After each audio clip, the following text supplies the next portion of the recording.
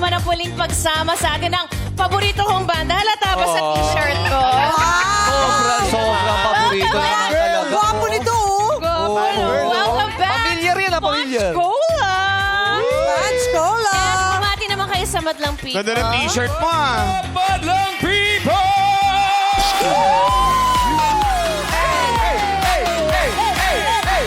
Sponge Cola! Hey guys!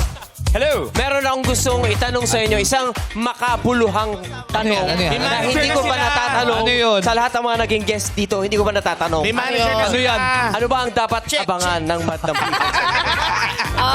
Well, Madlang People, pwede niyo pong mapakinggan ang isa sa mga kinanta namin kanina, ang Kelly, yun yung Sagittarius version, out Ang now on ganda. all streaming platforms. Kelly, matalinhaga yung mga lyrics mo doon na pinapanood ko. Ang ganda. Yung vacuous, ang ganda nun. The vacuous. Ano lang naman yun? It's another word for like empty or... parang College yan yun. Kelly.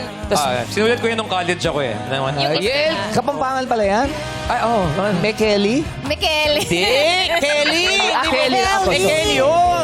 Kelly. Dito ka nga, Karil. Oo, dati kasi si Gemini, yun yung una niya. Oo. Eh, ayoko malaman kung sino si Gemini. Pero eto naman, may bago Ay. naman si Kelly. Teka lang, ha? Teka yun! College kasi yun. Ano College pa? Ano? Palayo na yun. Matagal na kasi 24 years old na ako ngayon eh. So mga 6 years Wow. ago. 24?